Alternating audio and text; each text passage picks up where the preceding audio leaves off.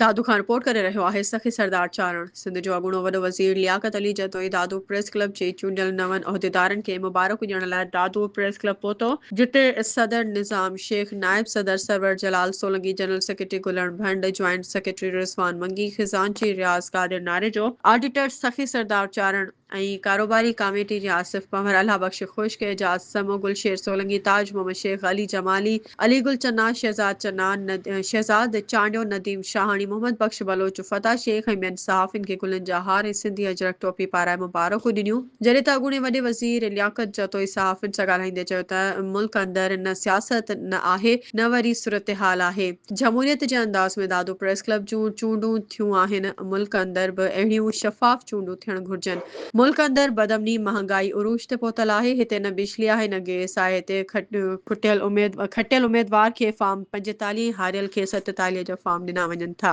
दादू press club Sindh जे अवाम जो हिकु मज़बूत मोर्चो आहे, जिते हर रोज़ हज़ारे सिंधवासी पंहिंजे दर्द ऐं ॾुखनि जी दाह खणी पहुचनि था। सिंध पाकिस्तान खां पहिरीं हुई जंहिं पाकिस्तान जे हक़ में वोट ॾिनो। सिंध खे धार कंदड़नि खे शिकस्त नसीब थींदी ऐं सिंध खे तक़सीम करण जी ॻाल्हि ते सख़्त एहतिजाज ऐं मुज़ाहिमत कई वेंदी।